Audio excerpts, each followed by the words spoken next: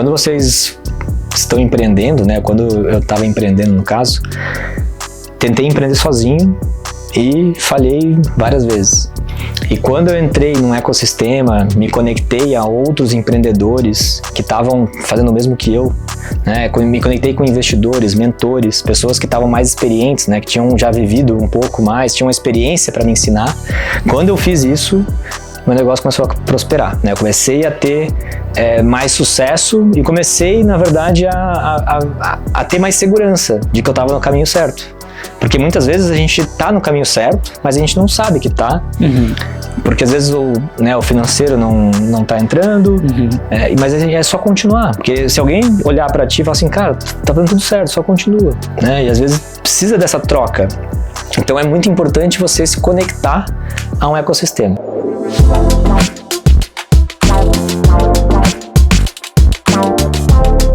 Sejam muito bem-vindos a mais um ApoCast. Eu sou Eduardo da Luz, sócio e fundador do Universo Apo.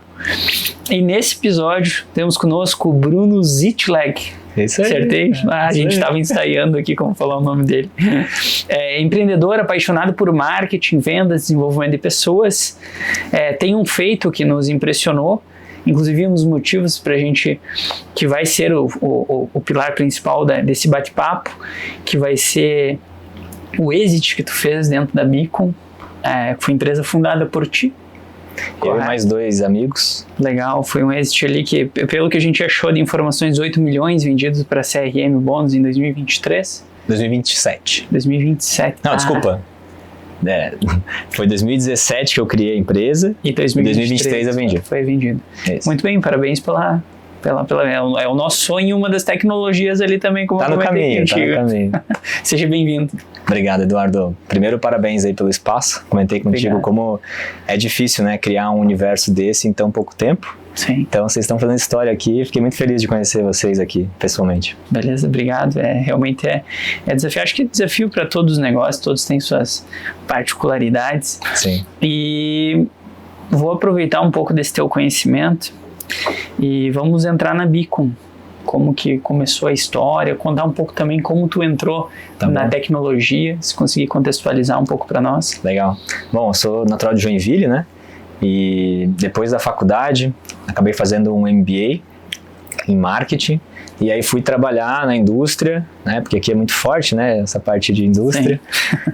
E aí percebi em pouco tempo que eu queria empreender. E aí fiquei, eu acho que uns 5 ou 6 anos tentando, né, empreender sozinho, até que conheci meus 2 sócios, que é o Lucas e o Felipe, que me trouxeram para esse mundo, esse mercado de tecnologia.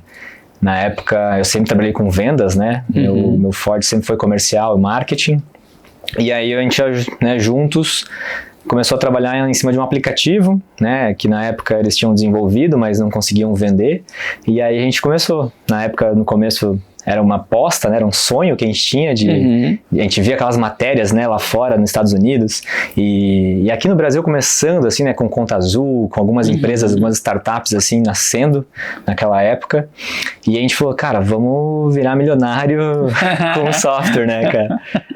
A gente era muito ingênuo, né, cara, mas foi isso que fez a gente começar a tentar. O primeiro ano a gente teve muita dificuldade, a gente não tirava R$1 da empresa, né? Só trabalhava de graça ali.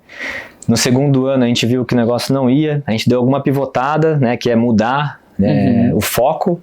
A gente começou a olhar para outros segmentos, outros mercados, e aí a gente falou, cara, vamos precisar de ajuda porque sozinho a gente não estava conseguindo. E a gente foi participar de um Startup Weekend, que é um evento que a Google criou lá no Vale do Silício e trouxe para o mundo inteiro, com a metodologia que ensina, né, você a criar uma empresa de tecnologia, né? Tem toda uma metodologia diferente de você empreender criando, sei lá, uma padaria ou um restaurante, né? É um pouco diferente quando você vai criar um software.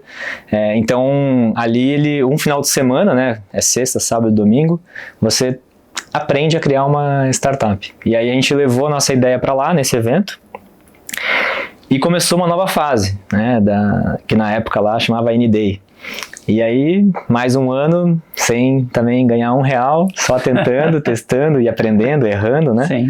Aí até que a gente resolveu começar um outro projeto, mas sempre juntos, né? Então, eu acho que também foi importante esses 2 ou 3 anos, né, que eu fiquei com eles, testando várias formas de não conseguir dar certo, né? Sim, perfeito. E até que a gente foi de novo para mais um Startup Weekend com uma outra ideia, né? Bem diferente do que a gente estava tentando fazer, que na época era uma solução de Wi-Fi social, né? Que é basicamente aquilo que a gente tem hoje em shoppings, em aeroportos, né? Quando tu vai, tem aquela Wi-Fi livre, né? De graça, a pessoa faz um cadastro para poder usar a Wi-Fi do estabelecimento.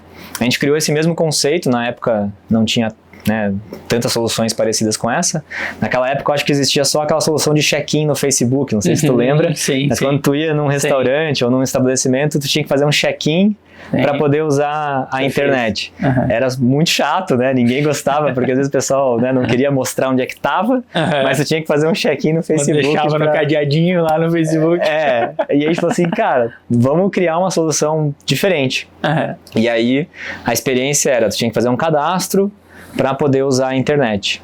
E a gente viu que era uma grande dor, né, do estabelecimento, de bares, restaurantes e vários lugares que a gente frequentou. Esses lugares não tinham um cadastro do cliente, né? Então a gente, através do Wi-Fi, conseguia trazer esse CRM, né, que é essa base de cadastro, para que esse estabelecimento pudesse fazer um relacionamento com esse cliente. Né? Desde uma mensagem de boas-vindas quando tu se conectava no Wi-Fi, a uma pesquisa de satisfação quando tu ia embora, ou uma mensagem de ausência quando tu ficava 30 dias sem retornar. Podia mandar um cupom, podia mandar algum incentivo ali para você voltar para o estabelecimento. E aí isso deu muito certo. A gente começou a crescer como um software, né, de Wi-Fi, mas que basicamente era um CRM ali para esse estabelecimento. E aí chegou a ter mais de 1.000 clientes. A gente tinha muito forte nessa parte de alimentação, gastronomia, enfim, mas também começou a entrar no mercado, né, de shoppings.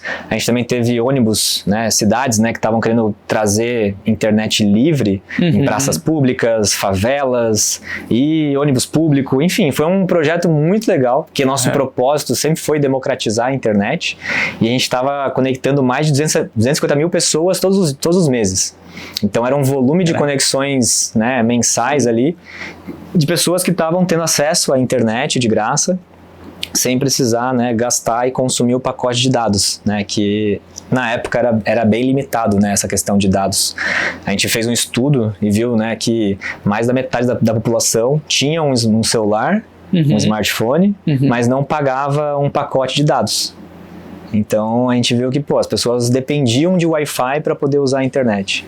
Então nosso propósito sempre foi, então, vamos democratizar com uma solução inteligente, que é fazendo com que o estabelecimento pague essa conta em troca dos dados. E aí a gente foi crescendo até que chegou a pandemia. Mas um ponto antes, né, desse fato que foi um divisor de águas para o nosso negócio, a gente veio crescendo seguindo o caminho tradicional de toda startup, né? Quando a gente começa, a gente vai buscar investimento. Então a gente teve investimento anjo, que são pessoas que até hoje a gente é muito grato, né, porque acreditaram quando a gente não tinha nada ainda, só uma ideia. Então eles apostaram muito nas pessoas, né? Eles apostaram muito no empreendedor. No início, quando tu recebe um investimento e tu não tem ainda nada, é muito de quem são as pessoas que estão por trás do projeto, né? E ali esses 4 investidores, né? Na época a gente começou com aí trouxe mais outro, enfim, foi juntando até que a gente conseguiu juntar nossos primeiros investidores anjos. A gente foi para uma incubadora, que aqui em Joinville tem a Softville, e a gente ficou ali com um escritório, né, físico, que criou esse compromisso para a gente trabalhar. E todo dia, um pouquinho, a gente ia lá presencial e trabalhava e montava ali o nosso sonho, né, de empreender nesse mercado de tecnologia. Mas a grande sacada era que a gente estava muito conectado ao ecossistema que estava se criando em Joinville de empresas de tecnologia empreendendo juntos. Então a minha dificuldade, às vezes, era a mesma do meu vizinho ali. Então eu tinha lá 10 startups no mesmo espaço físico, sabe? E essa troca é muito importante. Porque daí a gente conseguia criar, né, amigos ali, mentores, pessoas que estavam às vezes um pouco mais à frente na jornada, que conseguiam nos ajudar com problemas, por exemplo, de vendas, ou de produto, ou de contratação, financeiro. Cara, muita coisa acontece. E são sempre problemas novos, né? A gente comentou aqui, esse final de ano aí a gente cometeu um erro aqui. Às vezes tu trocar uma ideia com o teu vizinho aqui que está disposto a te ajudar de forma, né, genuína, assim, tipo, Sim.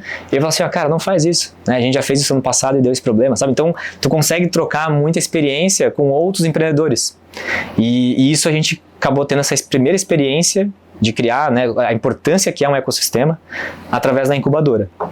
E aí depois da incubadora, eu sempre fui muito ativo, né, no ecossistema aqui de Joinville através do Startup Weekend. Então eu comecei a organizar eventos, comecei a apoiar muito essa parte do ecossistema. E aí começou a se criar também outras startups e a gente viu que, pô, isso ajuda muito, sabe? Ter um ecossistema forte na cidade aumenta a probabilidade das startups darem certo, né? Porque empreender sozinho é muito difícil.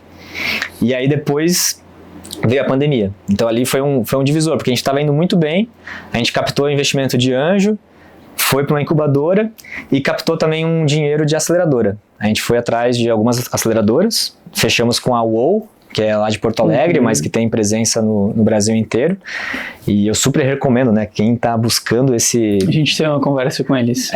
Cara, vale muito a pena. A nossa experiência foi muito boa do começo ao fim, né? Porque a gente brinca, né, que a gente vai conhecer a pessoa no momento difícil, né? Então a gente teve alguns testes, por exemplo, a própria pandemia foi um teste para ver como que os nossos investidores iam se comportar frente a esse momento. Sim. E todos eles ofereceram ajuda, sabe? Tipo, financeira. Porque a gente tava sem dinheiro, sem caixa para pagar salário. E a gente falou assim, cara, vamos fechar a empresa. Mas a gente sabia que a empresa era boa, né? O produto era bom, todo mundo gostava. Só que o nosso sistema era um sistema de Wi-Fi para negócios físicos. Na pandemia, todos os nossos clientes fecharam as portas. Porque foi obrigado, né? Lockdown e tudo mais. Sim. E aí o nosso sistema, simplesmente, a nossa receita caiu 80%. Nos primeiros 2 meses, assim, tipo, menos de 2 meses caiu nossa receita, a ponto da gente não ter caixa para 2 meses. A gente fez a conta, falou assim, ó, dá para mandar todo mundo embora e indenizar todo mundo e a gente não ficar com nenhuma dívida, ou a gente tenta fazer alguma loucura aqui, que é lançar novos produtos para criar uma nova receita, e se der errado a gente vai sair com uma dívida grande. Sim. Na pessoa física. Sim. Porque daí, naquele momento, né, de caos, os bancos não estavam liberando dinheiro tão fácil assim. Ainda mais uma startup. Uma empresa que não tem track record, não tem nem lucro, né? A gente dava prejuízo mês a mês. Então, ali a gente teve que fazer empréstimo em pessoa física, colocando garantias, né, e tudo mais. Aí nisso a gente lançou 2 novos produtos. Foi esse caminho que a gente seguiu, tá? Senão não estaria aqui. A gente resolveu fazer empréstimo. Logo nesse mesmo tempo, a UOL nos ajudou. A gente teve também o fundo da Estímulo, né? Então a gente conseguiu captar recurso rápido para sobreviver à pandemia. Depois veio, né, outros créditos, né, de bancos e tudo mais, mas depois, né? Naquele primeiro momento ali, quando a gente estava para decidir se ia fechar ou não, era muito importante ter ali um capital de giro. E aí o que fez a gente decidir então criar 2 novos produtos. No meio daquele caos, a gente se reuniu numa sala, né, eu e meus sócios, e a gente falou assim, tá, vamos desenhar aqui no quadro aqui o que a gente pode fazer para criar uma nova receita, né? A gente estava com, como comentei contigo, né, mais de 1.000 clientes, muitos bares, restaurantes. A gente tinha vários parceiros que eram técnicos de informática que revendiam o nosso sistema de Wi-Fi, né? E a gente olhou para o quadro e falou, cara... Existe uma base que dá para consumir, né? Como é que a gente pode fazer dinheiro rápido, né? Porque é sobrevivência, é guerra. Era Estado ali... Cara, o que a gente podia fazer que não fosse vender droga ou matar, né? O que não vai mandar a gente pra cadeia. Isso. Porque também, né? A gente, sempre foi muito correto, né? Sempre pagou todos os impostos e enfim. Aí a gente saiu com 2 ideias dessa reunião. Que a gente só ia sair dessa reunião com isso decidido, né? O que fazer. Aí a gente decidiu criar 2 produtos. Um na linha de Wi-Fi, para atender os técnicos de informática, porque a gente viu que uma das dores deles era gerenciar esses roteadores de Wi-Fi. Eles tinham lá um técnico, normalmente tem 10, 20, 30 clientes, e ele tem que ir fisicamente, né, até o local para fazer, às vezes, uma manutenção do Wi-Fi, ou monitorar, ou fazer qualquer, né, serviço. E aí, com essa plataforma que a gente criou, ele conseguiria gerenciar remotamente os equipamentos, sem precisar sair de casa. Então, a gente viu que tinha uma dor, a gente sabia como resolver essa dor, porque a gente criou esse produto para atender os nossos clientes, né? E a gente falou assim, não, legal, vamos fazer então esse produto. E o segundo produto foi a plataforma de WhatsApp. Que essa história, cara, é muito louco pensar agora, né? Porque não tem nada a ver, né, com o que a gente vinha fazendo. Pois é. A gente estava numa linha de Wi-Fi, né, e conexão, dados, e criar uma plataforma de WhatsApp. E não, que veio a ideia. Não tem nada a ver, né? Então, pois é, né? Aí, vamos lá. Nesse processo, antes, né, quando a gente estava com Wi-Fi, a gente passou por um programa de aceleração da Meta, né, do Facebook, na época, Facebook. E aí esse programa de aceleração, enfim, nos permitiu ter acesso e contato direto com uma pessoa do Facebook, que é muito difícil, né? Não sei quem aqui trabalha com a Meta, com eles. É muito difícil tu conseguir ter um gerente de contas. Quem dera uma pessoa lá que de fato está interessada no teu crescimento como startup e tal. Eles criaram um programa para startups onde a gente conseguiu ter esse contato com essa gerente de contas. Disso aconteceu um evento presencial lá em São Paulo e a gente foi. Cara, pensa o seguinte, tá? Eu agora morei 2 anos em São Paulo, mas na época a gente era um moleque do interior. Sim. A gente chegou em São Paulo como sendo os moleques do interior, né? Tipo, pô, isso aqui é cidade grande. Nós achamos Joinville grande, né? Não, aí, isso é uma coisa legal, cara, que os meus sócios, eles são muito importantes para eu ter chego onde eu cheguei. Sem eles eu não estaria aqui com certeza. E naquela reunião que a gente foi lá, presencial, eu lembro muito bem o Lucas, né, que é o meu sócio, falando com o pessoal lá e pedindo para ter acesso à API do WhatsApp. A gente quer ter acesso à API do WhatsApp. Na cara de pau, assim. Na época, não era liberado. Hein? Na época, primeiro, não tinha ninguém no Brasil que cuidava do WhatsApp, né? O Facebook tinha recém comprado ali, ainda não tinha ninguém cuidando do WhatsApp. Ainda mais, né, no Brasil, assim, né? Não tinha nenhum time no Brasil. E aí essa pessoa falou assim, olha, são poucas empresas que têm a API do WhatsApp, né? Assim, tipo, sei lá, dava pra contar no dedo, assim, na mão, em uma mão. Tipo, quem são vocês na fila do pão, tá ligado? Assim, tipo, pra pedir uma API do WhatsApp naquela época, entendeu?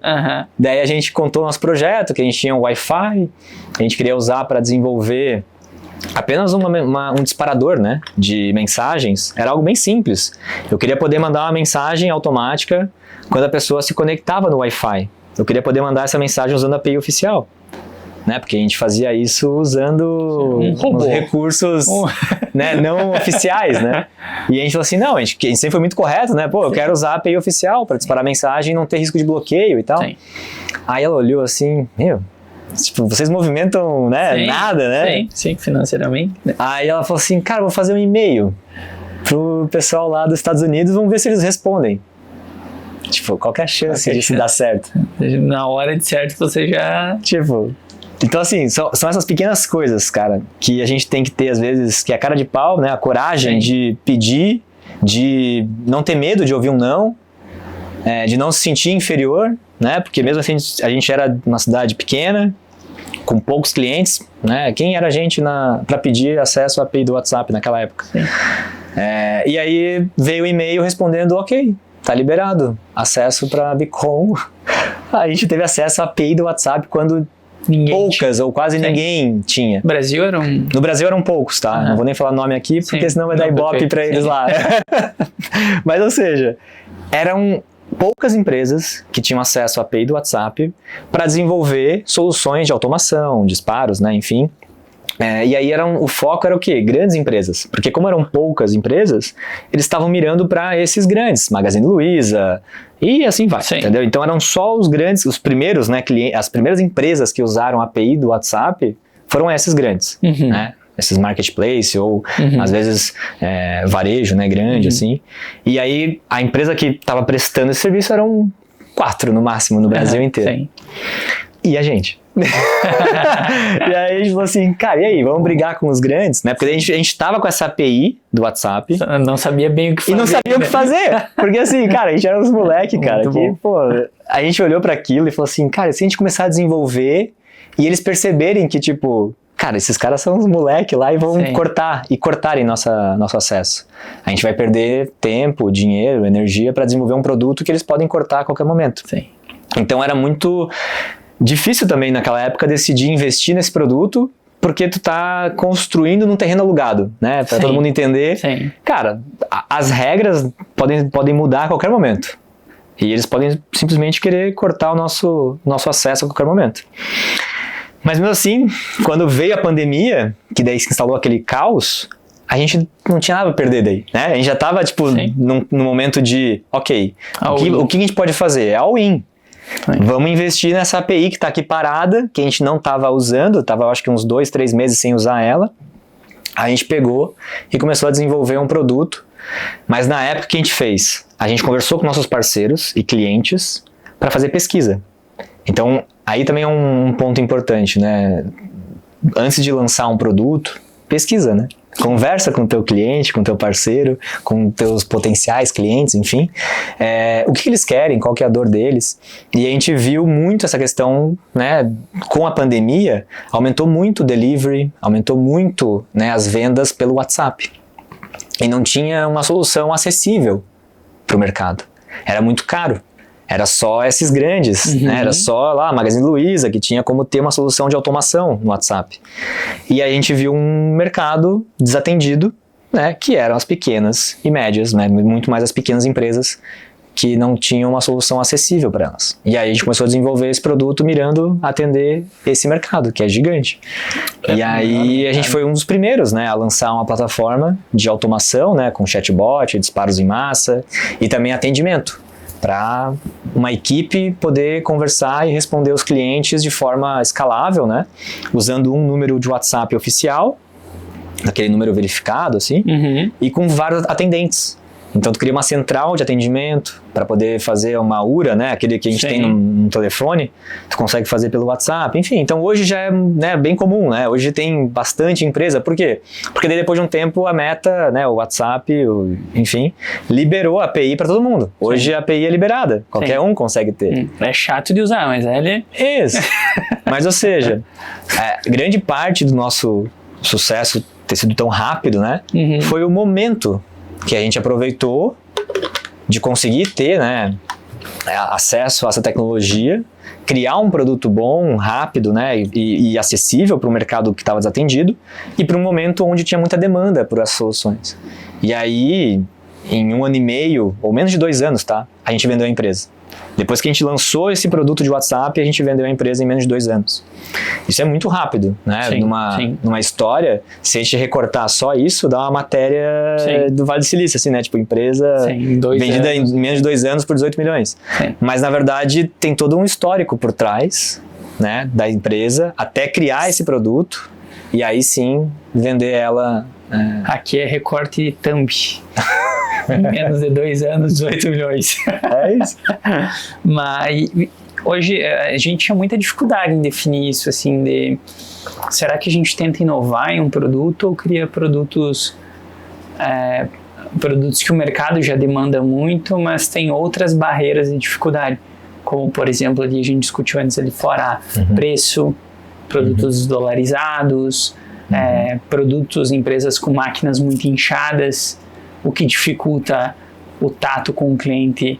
Então a gente tentava definir por esse lado. A gente nunca foi em tentar criar algo que não existia, porque eu admiro demais isso, eu acho muito difícil, né? Tu tirar do nada, assim. Mas até que não foi tão do nada. O nosso produto, a gente se inspirou muito no que já existia lá fora.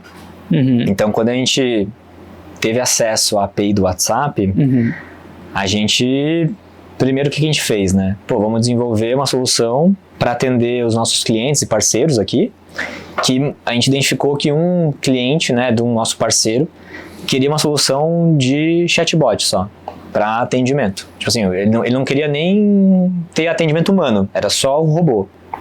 Então, primeiro a gente desenvolveu um módulo de chatbot sem front-end, né, sem interface, sem nada, assim, era uma solução bem simples, que é o famoso MVP, né, mas que atendia o nosso cliente e ele nos pagava uma grana. na época, a gente conseguia cobrar muito alto, porque eram poucas empresas que faziam isso. Sim. Então a gente se comparava muito com aqueles 4 players do mercado, e a gente era muito mais barato que eles, mas ainda assim, tipo, pra vocês pra gente era muito dinheiro, era muito dinheiro.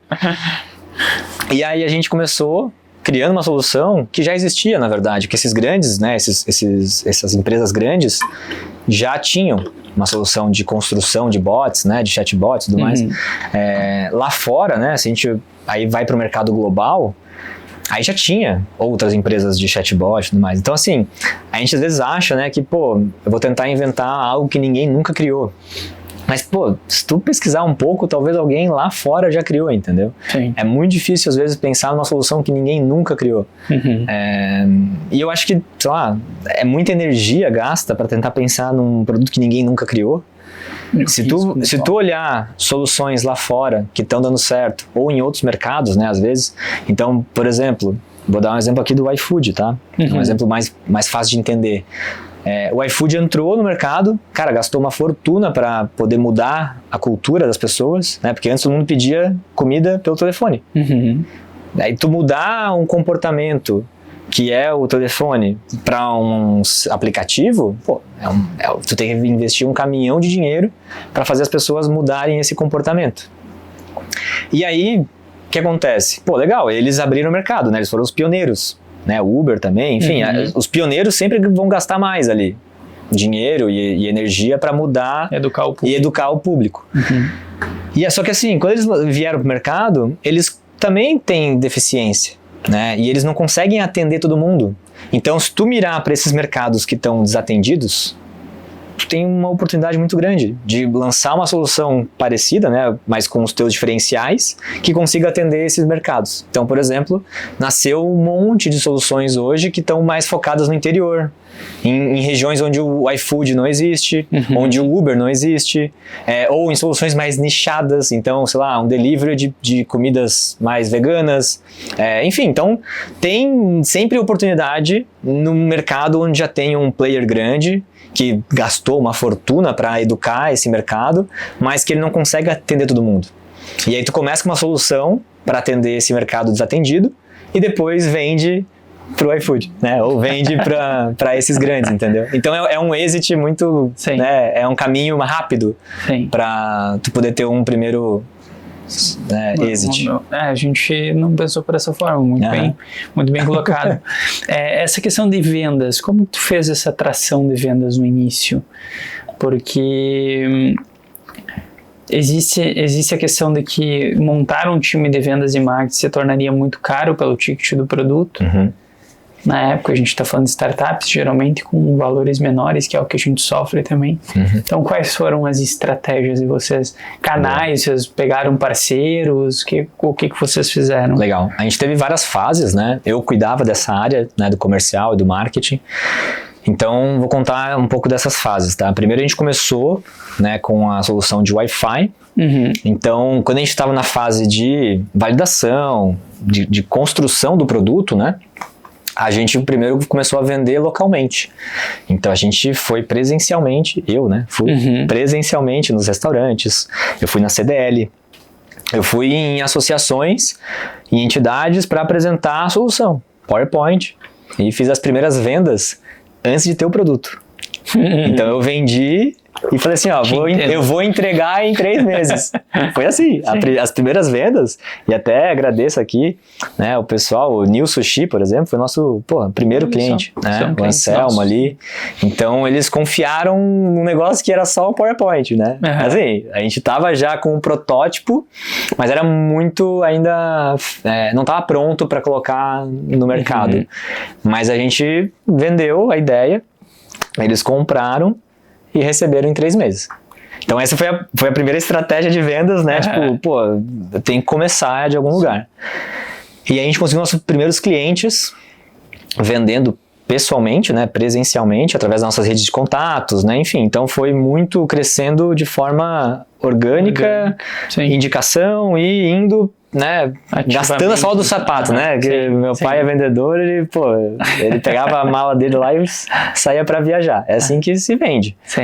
E aí a gente conseguiu nossos primeiros clientes, que viraram o nosso laboratório, para conseguir melhorar o produto e conseguir depoimentos.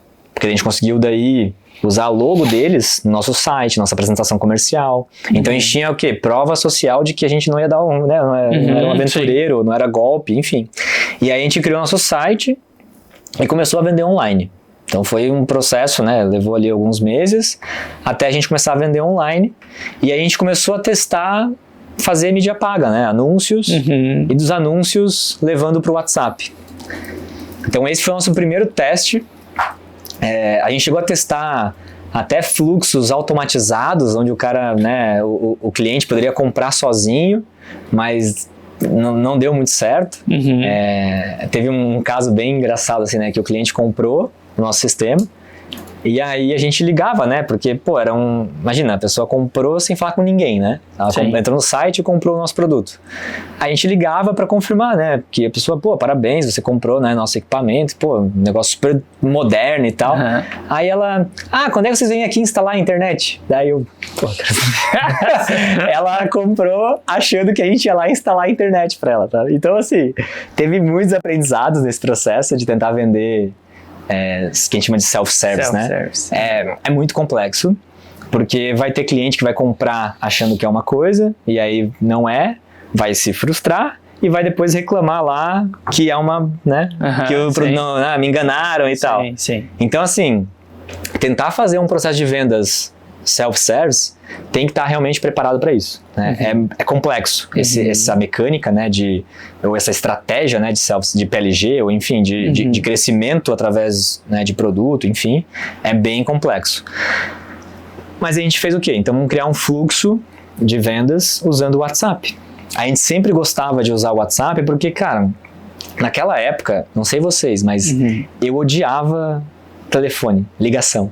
Quando vinha alguém me ligando aqui, eu... cara, manda um WhatsApp, tá ligado? Pô, você vai me ligar? Que tá me ligando? Pô, manda um WhatsApp primeiro pra eu ver se eu quero falar contigo, entendeu? Aí, naquela época, começou a ter essa mudança de comportamento das pessoas. Ninguém mais usava o celular pra ligação. O celular era usado pra WhatsApp. Agora acho que mudou um pouco, assim, a galera tá mais no áudio já, né, tem muitos que estão ligando no WhatsApp, enfim, hoje tem uma mistura já legal, mas naquela época a gente, como cliente, não gostava de receber ligação, então a gente vamos criar um processo de vendas como eu gostaria de ser atendido, sabe? E a gente criou esse fluxo, onde a pessoa via um anúncio no Facebook e no Instagram, ela clicava nesse anúncio e caía para uma página de vendas, onde tinha uma explicação do nosso produto, um vídeo de vendas, e depois um botão para o formulário, um cadastro, né, enfim, ou até um botão para o WhatsApp, que ia para o WhatsApp. Pera aí. Consegue baixar um pouco o nosso frigorífico ali? Aqui é não, mas tá gostoso, aqui cara. O pessoal usa é bom pra de noite aqui, quando a gente para de gravar, a gente vem guardar salame. Tô brincando. Mas eu gosto de gelado mesmo, é só a garganta que travou. Mas então o fluxo que a gente criou era pensando na experiência do cliente. Fazendo uma experiência como eu gostaria de comprar um produto. Sim, perfeito. E aí a pessoa ia para o site, nessa página de vendas tinha uma explicação já legal do nosso produto e um formulário para ele poder ver uma demonstração ou para ele conversar com vendedores e receber uma proposta. Porque no início, né, do nosso produto, a gente não colocava preço no site. Porque a gente queria testar. Mas até hoje é a grande dúvida, né? Se bota preço ou não bota. Então, aí o que eu recomendo? Né? Quando tu tá numa fase muito inicial do teu produto, não coloca mesmo. Por quê? Porque nem você sabe quanto que dá para cobrar ou qual que é o teu ICP, né? Que a gente fala, né? Que é o teu cliente ideal. Então a gente deixava sem preço. E aí os clientes vinham já com essa dúvida, né? Pô, mas quanto que custa e tal? E aí a gente testava. Para um eu falava que era R$49 por mês, para outro eu falava que era 59, o outro eu falava que era 89, e aí eu ia testando. Aí teve alguns clientes que eu testava vender mensalidade, teve outros que eu tentava vender um valor único. Um valor único. Paga R$900 e nunca mais. Cara, eu testei várias coisas. Por quê? Legal. Porque eu queria ver, tipo, até onde o cara ia, né? O cliente estava disposto a pagar. E também qual que fazia mais sentido pra gente também, como negócio, né? Porque naquela época a gente estava nessa fase de testar mesmo, né? Porque quando tu tá com uma startup, tu quer encontrar um modelo de negócio escalável, né? Que consiga crescer, enfim, um sistema, né? Um software, enfim. Mas é importante também ver onde é que tá o dinheiro, né? Onde é que tu consegue ganhar mais dinheiro. Então, naquele momento, a gente queria ver aonde que o cliente, né? Até onde ele estava disposto a pagar. E a empresa não colocava preço. Não colocava preço porque era um negócio super novo na época, né? Um produto inovador, né? Que era aquele sistema de Wi-Fi. E a gente fazia esses testes. Depois de um tempo, de tanto que o pessoal reclamava, né? Porque ele tinha, né? Os haters na internet, assim. Pô, não coloca preço no site, deve ser golpe, né? E aí vai, cara. E aí a gente começou, daí, pô, agora eu cheguei já numa amostragem que eu falei assim, pô, testei um monte de coisas, algumas deram certos, outras não. Vou começar a cobrar a mensalidade. Entendi. E vou começar a cobrar tanto, que era a gente tinha daí 2 planos. A gente criava um plano iniciante lá e um plano, né, mais caro um pouco, que tinha mais serviços, né, mais soluções e tal. E aí a gente oferecia esse plano mensal, sem fidelidade, mas também tinha a opção do cara pagar o anual. E aí eu dava um desconto. Mas não era mais os 900 aí. Ficava quase parecido com isso, cara. Só que daí era uma assinatura, era anual. E aí qual que era a vantagem, né? A gente, nessa época, já estava com a aceleradora, já estava com os investidores, né? Esse fundo de investimento que dava mentoria e capacitação pra gente. Então a gente tinha... Cara, a gente recebeu muito suporte nessa época. Porque uma coisa é tu tentar empreender sozinho e tentar descobrir isso sozinho. Tu vai aprender, mas vai demorar. Tu vai ter que errar muitas vezes e tal. E lá a gente tinha uma rede de mentores e de pessoas que nos ajudavam a chegar nessas conclusões. Tipo assim, ó, pô, faz o teste, mas testa, né, 1 semana, 2, e volta aqui, me mostra os números e a gente vai tomar decisão junto, sabe? Então, pô, isso é muito legal. E aí a gente decidiu, então, seguir no caminho de cobrar mensalidade, sem fidelidade, e cobrando anuidade, para quem quisesse anuidade e tal, e aí começou a vender. Só que o nosso fluxo era sempre assim, anúncio, cai pro site e vai pro WhatsApp. No WhatsApp, o vendedor negocia. E aí, eu criava, né, esses fluxos de atendimento e com templates, scripts, né, que o meu vendedor ele só copiava e colava.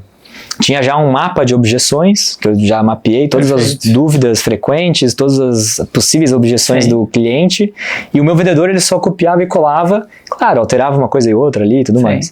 Então, essa metodologia que eu criei até depois virou uma palestra, tá? Eu tenho essa palestra também que eu tô fazendo hoje para ensinar outras pessoas a criarem um processo de vendas usando o WhatsApp.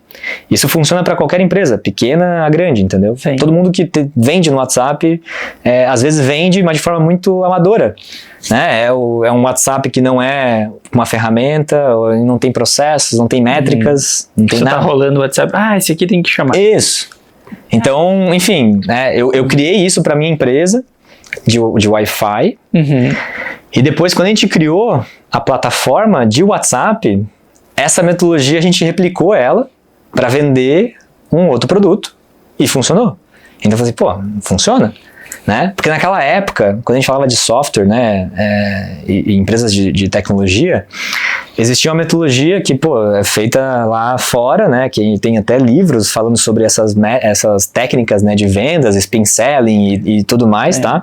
Que tu tem que fazer ligação, tu tem que fazer, cara, às vezes cold call, né, que é ligação fria, pega uma lista lá de empresas, sai prospectando, tu tem que fazer 40 ligações no dia e cara, tu, sabe, tem um processo de vendas que é muito conhecido, né, do outbound e tudo mais, para empresas de tecnologia, que eu olhava aquilo e falava assim, cara, eu não quero ser essa empresa, tá ligado? Sim. Eu acho super bacana, mas eu não quero ser essa empresa chata que fica me ligando, porque na minha cabeça isso era um processo chato, tá? Hoje eu penso um pouco diferente. Hoje eu entendo que para alguns produtos faz sentido usar o outbound, mas existem outras formas mais legais de fazer outbound do que fazer ligação e cold call. Tu pode usar o LinkedIn, tu pode usar às vezes um evento, tu pode usar aqui um podcast, tu pode fazer alguma ativação para conseguir um primeiro contato, para daí sim fazer essa prospecção, tipo assim, ó, cara, tô aqui, o Eduardo me passou teu contato, e aí marcar uma conversa, sabe? Então, tem formas mais inteligentes de fazer essa abordagem de prospecção ativa do que o famoso cold call, que era muito usado. Não, concordo contigo em número, gênero e grau, porque uma das coisas que eu nunca gostei foi, todo mundo falava de vamos montar a estrutura de Inside Sales, vamos isso, vamos aquilo. E eu, tá, mas beleza, e aí? Eu sempre tive nessa, né? Se coloca do outro lado. É isso. Daí o pessoal falava, não, é só botar 200 ligações. Daí vinha o pessoal da internet e falava assim, não, nada que 300 ligação não resolva. Eu falei, isso. Resolve a venda, mas adoece a pessoa. Daí eu falei, e aí? Né? Então a gente sempre teve essa ideia de criar pequenos produtos, daí tem até no livro, no Traction, né, fala de engenharia de vendas, criar essas pequenas soluções, pequenos cursos, aulões, módulos, e tudo isso a gente utiliza para o time de BDR entrar em contato. Para gerar esse primeiro contato. Exatamente. Para tu ter uma desculpa de entrar em contato com ele para oferecer alguma coisa. Sim. E aí tu gera um gatilho, né, de reciprocidade, enfim. Sim. Então, a pessoa ganhou ali acesso a um conteúdo e ela vai gostar daquele conteúdo e fala assim, pô, gostei. E aí tu, mas se precisar de, né, e aí tu vai criando um relacionamento com esse lead, né, com esse potencial cliente, para daí ele sim se interessar pela tua ferramenta, pela tua solução. Então, mas voltando, né, o nosso processo sempre foi mídia paga, caindo pro WhatsApp e tudo mais. A gente nunca se preocupou em fazer conteúdo, né, aquele famoso, porque naquela época veio muito forte essa questão do inbound marketing, né, a RD, resultados digitais, enfim, eles trouxeram essa metodologia e a gente, mas criar conteúdo, cara, dá trabalho, cara, sabe? Escrever, não tinha uma IA que nem hoje, né, cara? Tu joga ali na IA e a IA faz um artigo pra ti, em minutos. Sim. Então, naquela época não tinha. Então, produzir conteúdo era algo muito caro e demorado para dar resultado. E a gente não tinha tempo, né? Era uma startup, não tinha recursos, era pouco dinheiro. Então, a mídia paga, ela dava resultado a ponto do nosso ROI, né? Enfim, o nosso CAC, o nosso custo para trazer um cliente, a gente recuperava isso já no segundo mês. Wow. E para uma empresa de software isso é lindo, né? Porque tu investiu lá R$1.000, volta no segundo mês e já se paga. Porque como o cliente está pagando mensalidade e ele fica contigo no mínimo 1 ano, no nosso caso ali a gente tinha um LTV de 8 meses, porque era pequenos negócios, né? Quando a gente trabalha com pequenas empresas, é difícil, cara, ter um LTV muito grande, porque a empresa fecha, o cara às vezes não consegue usar direito a ferramenta, então tu tem que investir muito com a educação, mas é uma educação que tu não pode também fazer um trabalho muito high touch, né, que a gente fala, porque ele paga R$49 por mês, ou, né, a gente começou com um plano muito baratinho, então não tinha como pagar para ensinar ele de forma assim, ó, cara, vou ter um consultor para te ajudar a usar a ferramenta. Não dava para ter um gerente de contas, né? O cara pagava menos de R$50 por mês. Então era muita coisa através de vídeos, webinars, né? Então dependia muito o quê? Do cliente se esforçar em usar a ferramenta. E entra a gente até pegando esse gancho, entram em discussões internas, a gente percebeu isso nos clientes menores também.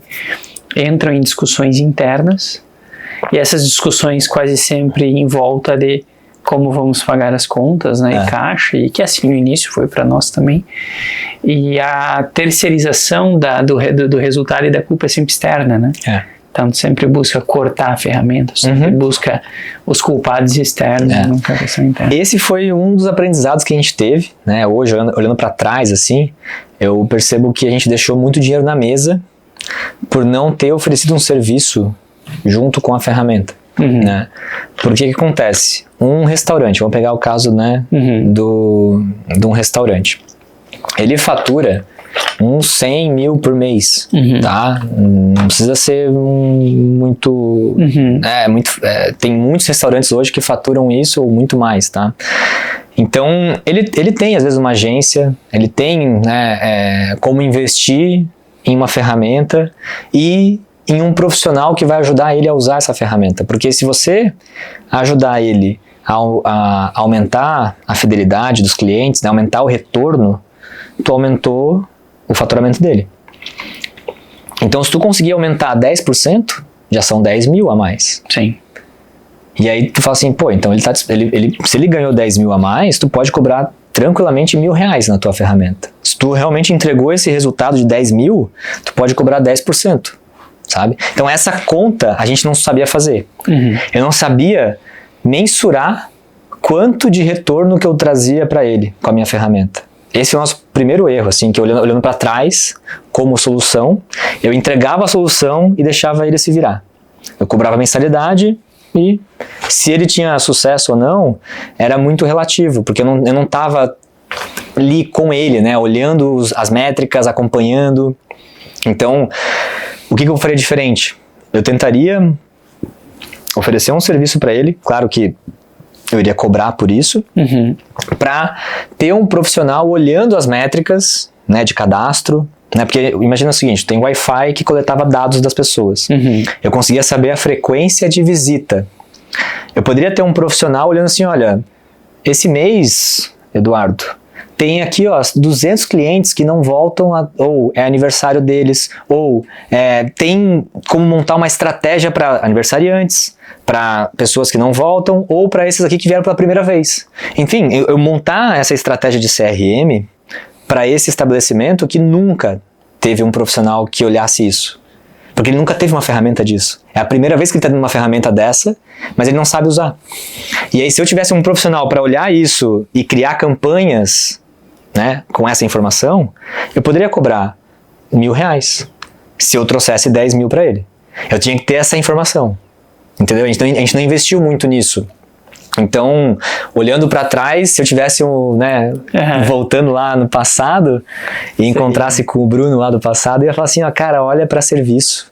Que a gente, quando tem uma empresa de tecnologia, a gente sempre pensa assim, não, eu não vou focar em serviço porque não escala. Sim. Se eu focar em serviço, eu vou ter que ter um andar de pessoas aqui. Sim. Ok. Só que se tu olhar para o serviço como algo para garantir o sucesso da tua ferramenta, ele é um serviço que gera valor. E aí fideliza o cliente. Então, antes o meu cliente, que talvez ficava 8 meses, poderia ter ficado 2 anos comigo. Entende? Porque se eu oferecesse um serviço para ajudar ele a usar o potencial que ele tinha ali na mão dele, ele teria muito mais resultado, eu poderia ter um faturamento muito maior e eu talvez teria vendido a empresa por muito mais do que os 8 milhões. Entendeu? Sim. E é uma ferramenta que ela não entra tanto nas estruturas da empresa, então é um pouco mais fácil de trocar, né? A gente discute, a gente brinca, vamos na estratégia em uma das tecnologias, a gente fala, vamos entrar pela porta dos fundos, né? E a gente fala, vamos,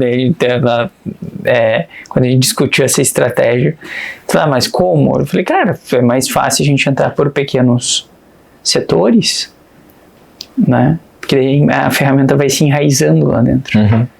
A gente teve, mais se enraiza, mais difícil é para trocar a ferramenta. A gente teve essa experiência, tá? De trabalhar primeiro com uma solução que a gente fala de nice to have, né? Que é o Wi-Fi. Sim. O Wi-Fi era legal, mas o estabelecimento ele olhava aquilo como um custo às vezes e até esquecia de pagar o boleto, assim, sabe? Tipo assim. E aí, tipo, a gente, cara, quem são vocês, né? Bicom, do Wi-Fi e tal. Era isso. Sim. Tá? E depois a gente teve uma outra fase que foi trabalhar com uma plataforma de WhatsApp, que é, assim, se ficasse fora do ar 2 minutos, o meu telefone tocava. Sabe assim, tipo, então era algo que o pessoal usava muito o WhatsApp. Então a gente teve essas duas experiências, trabalhar com um produto nice to have e um outro que era must to have. O cara fala assim, cara, se a minha equipe ficar fora do ar, meu sistema ficar fora do ar, isso é um prejuízo para mim, sabe? Então a gente não podia ficar fora do ar. Sim. Então foi bem interessante trabalhar com esses 2 produtos porque trouxe aprendizados, né, bem grandes assim pra gente, sabe? Essa questão do usar todo dia eu acho interessante. No desenvolvimento da Aura, que até eu tava com ela aberta aqui antes, eu até te mostrar. Aqui a gente monta planejamento, a gente monta estrutura de metas, é como se fosse OKRs, né? Planejamentos estratégicos, a gente coloca todos eles aqui. Aqui a gente coloca as metas e aqui a gente coloca as reuniões, os rituais que garantem que a gente vai chegar naquilo planejado. Legal. E aí fica a IA rodando em cima, e toda vez que ela encontra uma divergência na pauta de reunião dos times, que eles têm que registrar todas as pautas aqui, ela vai mandar um e-mail para mim avisando que determinado time na pauta tal colocou algumas observações que estão desalinhadas com o planejamento estratégico. Que legal, cara. E aí a gente ficou nessa discussão, tá, mas beleza, então a gente tem uma IA rodando em todo o planejamento estratégico. Ali também tem agenda, porque eu cadastro todos os rituais do time ali dentro. Uhum. Eu falo, segunda-feira vocês têm reunião, quarta de manhã vocês têm reunião. Então vocês têm que realizar essa reunião, porque se eles não apontam a pauta de reunião aqui que está conectada com o nome deles, aparece para ti, aparece para mim. Que eles não estão cumprindo os rituais. Interessante. Que levam ao planejamento estratégico. Uhum. Mas isso não era... Antes a gente não tinha todas as funções, e uma das discussões era essa. Eu falei, cara, mas peraí, o que faz que a pessoa lembre da ferramenta? Tem que usar todo dia. Uhum. E a gente estava antes só com o planejamento. Né? Eu falei, o que as pessoas fazem seguido? O que elas... Daí a gente começou a integrar, né? A gente colocou as reuniões e começou a colocar chat também de interação. Uhum. Então aqui as pessoas conseguem tirar dúvidas sobre planejamento, eu consigo pedir relatórios das reuniões, eu consigo acompanhar as estruturas de metas, né, por exemplo, dos times aqui, eu consigo olhar todas as estruturas de metas deles, todas as metas conectadas ao grupo de planejamento estratégico comercial, grupo de metas, grupo de pauta de reuniões. E aí ele fica cruzando. Quem que é o teu cliente dessa plataforma? Vocês estão mirando para qual segmento ou qual tamanho de empresa? A gente estava em vez de que a gente chama de PIM, uhum. né, e diretores e gestores. A gente começou pela indústria muito por similaridade uhum. de ICP, que é o que a gente tem dentro do ecossistema aqui, mas a gente viu que a ferramenta ela abraçaria outros mercados. Uhum. Aí a gente fica naquela ânsia, né? De, a gente vai ou a gente não vai? A gente ataca outros mercados ou a gente não ataca? A gente abre já para a rodada de investimento ou a gente não abre? Então, surgem muitas dúvidas, né? Uhum. Mas a grande questão foi essa daí, cara, a gente tinha que fazer com que as pessoas usassem todo dia. E quando a empresa contrata, tem um onboarding, né, um processo de implantação, de treinamento, como é que é esse processo? Tem um processo de treinamento, a gente gravou as aulas de treinamento. Aulas gravadas e como implantar, e tem um suporte de uma pessoa também que fica em contato, mas, cara, a aula dura 17 minutos, a primeira aula. Uhum. Planejamento estratégico, clica em mais, dá o nome planejamento, usar modelo padrão, clica aqui em OK, já abriu o planejamento estratégico e já dá um modelo padrão de como tu pode seguir um planejamento estratégico. Legal. Automaticamente já criou o conjunto de metas aqui, então tu vai vir aqui dentro e começar a criar o conjunto de metas, uhum. e automaticamente já criou as estruturas de pastas de reuniões, e aqui tu cria também as pastas de reuniões, tu dá o OK, e cria essa estrutura de padrão de reunião também da pauta. Então praticamente pastas e arquivos, uhum. e arquivos. E aqui em cima eu cadastro todos os rituais dos meus gestores, que fazem parte aqui da organização, né? São 7 gestores que fazem parte da organização. E aqui eles têm que cumprir, o ritual deles é cumprir as reuniões aqui dentro, uhum. o planejamento estratégico aqui dentro, as tarefas, murais e o chat. Então, pegando esse teu produto, né? Sim. O que eu faria se estivesse contigo nessa jornada? Aí, a consultoria gratuita. Olhando o meu aprendizado, né? O meu produto era mais ou menos similar ao teu, mas claro, era um software de gestão, de CRM, enfim. Sim. Que dependia o quê? Do cliente ir configurar. Sim. Então, assim, a gente criou depois, né? Tiers de clientes. Então, são perfis, né? Cliente ABC, né? Uhum. Enfim, curvas, né, de clientes. E nesses tiers, a gente conseguiu identificar realmente, cara, esse cliente aqui é um cliente que tem como investir comigo, sei lá, X reais. Uhum. E esse outro aqui, ele fatura até tantos mil, então ele não tem como pagar mais do que esses, né, X reais. Então, a gente mapeou o quê? Através do faturamento ou número de colaboradores, né? Alguns indicadores vão te definir essa curva de clientes. E aí, para os clientes de Tier 1 ou curva A, cliente top, né? Cara, oferece uma consultoria para implantar e garantir que todos os diretores aprendam a usar a tua ferramenta e criem uma cultura para usar a tua ferramenta. Porque o mais difícil é isso. Uma ferramenta nova, quando entra, né, é as pessoas realmente criarem a cultura de usarem no dia a dia. Né, o que tu comentou, pô, vamos criar aqui um chat, vamos criar aqui não sei o quê. Cara, dá para criar um monte de coisa.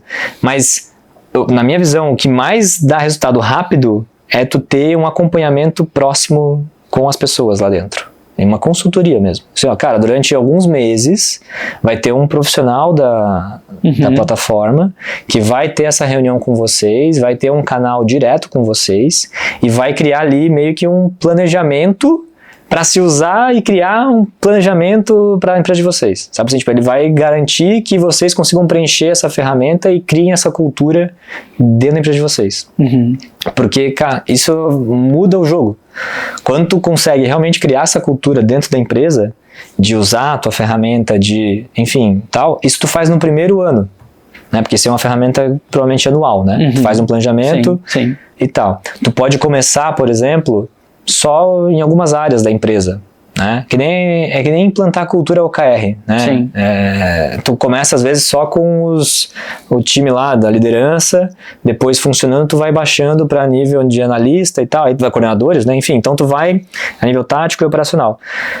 A mesma coisa, bom, vamos começar então no planejamento estratégico só com os sócios fundadores. Depois a gente vai passando para cada área. E aí tu vai criando essa cultura de se usar a tua ferramenta com a tua metodologia, que tu já tem experiências nisso, e o teu cliente fica contigo anos, tá ligado? Aí tu vai fazer tu cobra, né, por isso. Não é de graça, entendeu?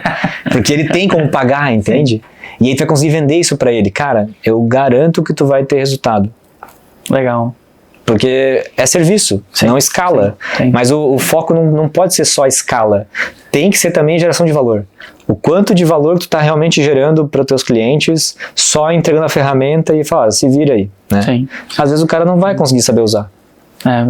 Por mais na nossa cabeça de que eu sempre tive isso com eles, né? Eu falo, cara, a gente é muito mais empolgado às vezes que propriamente o produto é bom. Então a gente testa a ferramenta na nossa base, geralmente, né? Então a gente já tem uma base de clientes operando dentro do ecossistema e a gente libera gratuito para todo mundo. É gratuito ainda. A gente liberou para a base de clientes interna, né? Agora ela não é gratuita. Se for entrar pelo site, ela não está gratuita. Daí a gente entrou nessas discussões, só que eu acho que a gente estava muito traumatizado com o serviço. Ah, é?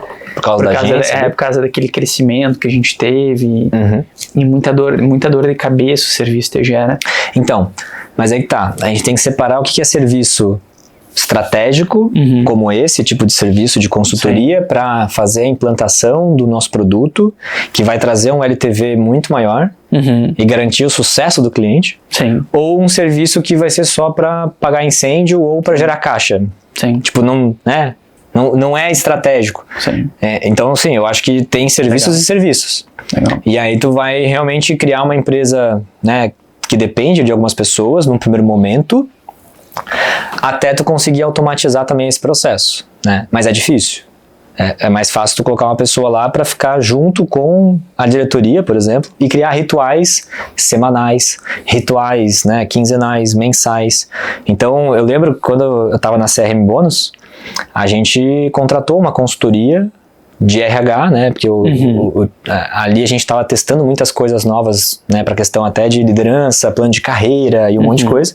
Então veio-se uma consultoria para ajudar a trazer essa metodologia junto com uma ferramenta, entendeu? Mas era, cara, essa pessoa é que tocava o ritmo desse projeto, entendeu?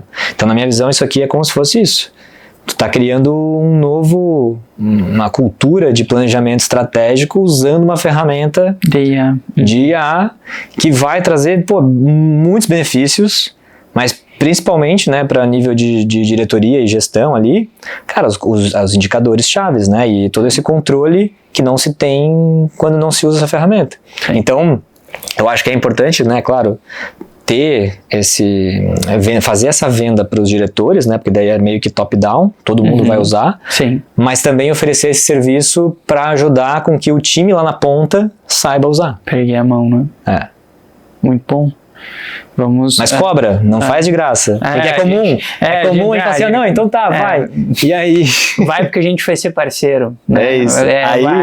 Vamos lá. Aí, cara, tu vai ter uma empresa que vai dar prejuízo e, enfim, porque é caro, né, manter esse serviço. E o estratégico, a gente montou a tecnologia, que essa questão ali, eu ouvi que tu comentou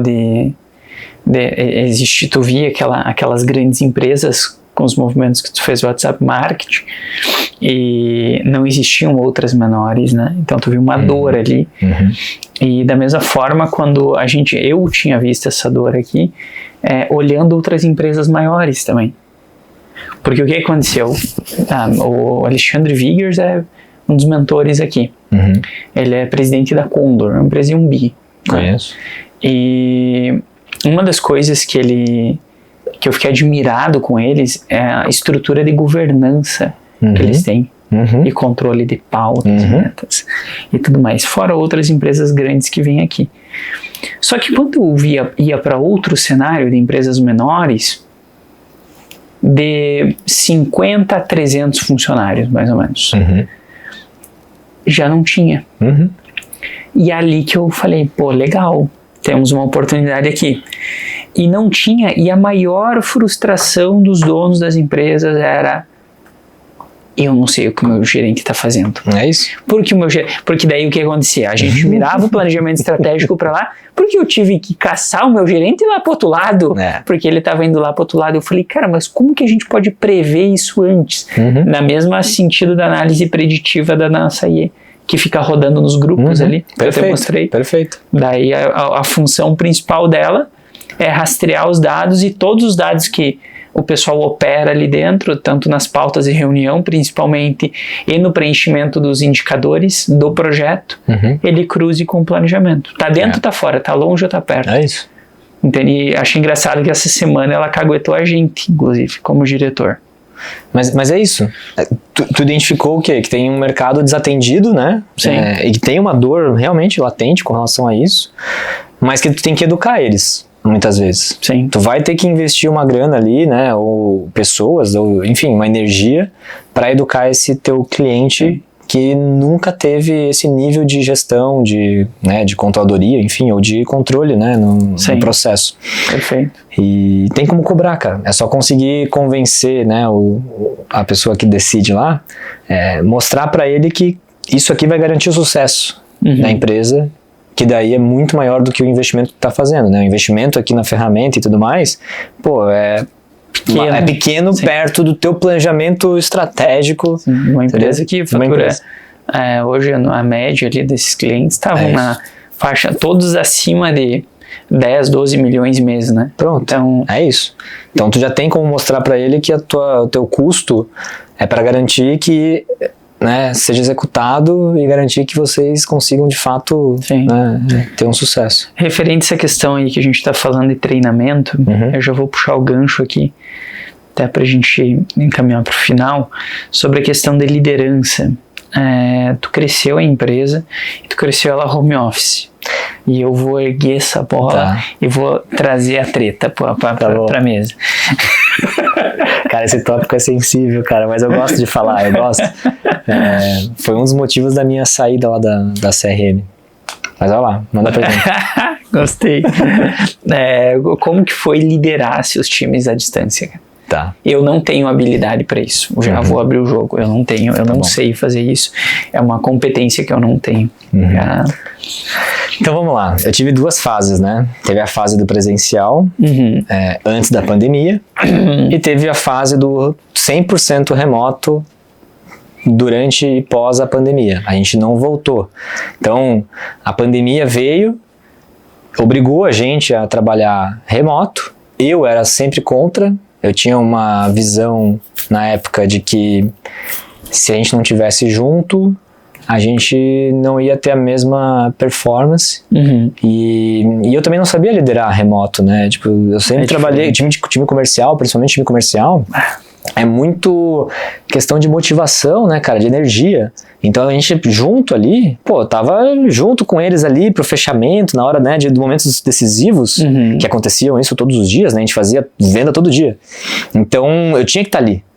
E no remoto é mais difícil, porque, né, às vezes tu tá numa reunião, uma videochamada e tal, e não consegue, às vezes, acompanhar tão de perto. Então, no presencial, na minha visão, era a única forma de fazer isso dar certo. Quando veio a pandemia, a gente foi obrigado, então tinha a opção, né, teve outras empresas que eu conheci depois que, mesmo na pandemia, trabalharam presencial, mas a gente resolveu ir pro remoto. Os primeiros meses foram bem caóticos, as primeiras semanas, né, os primeiros dias foram bem caóticos, porque a gente não sabia o que estava fazendo. A gente começou a olhar um monte de conteúdo na internet sobre como fazer uma gestão remota.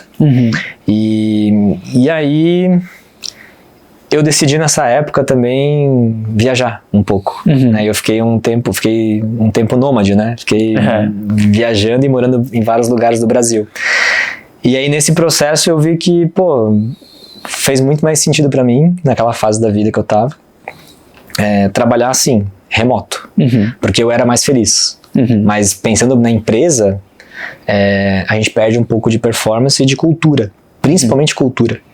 A gente não conseguia fazer aqueles momentos do happy hour, momento do café, momento do almoço, que a gente almoçava sempre junto, sabe? Então tem coisas que a gente perdeu, e é onde a gente tinha aquele momento para conhecer, né, as pessoas, né, sobre como é que tá a vida na família, como é que tá, né, o seu lazer. Fora o eixo de trabalho. Fora o trabalho.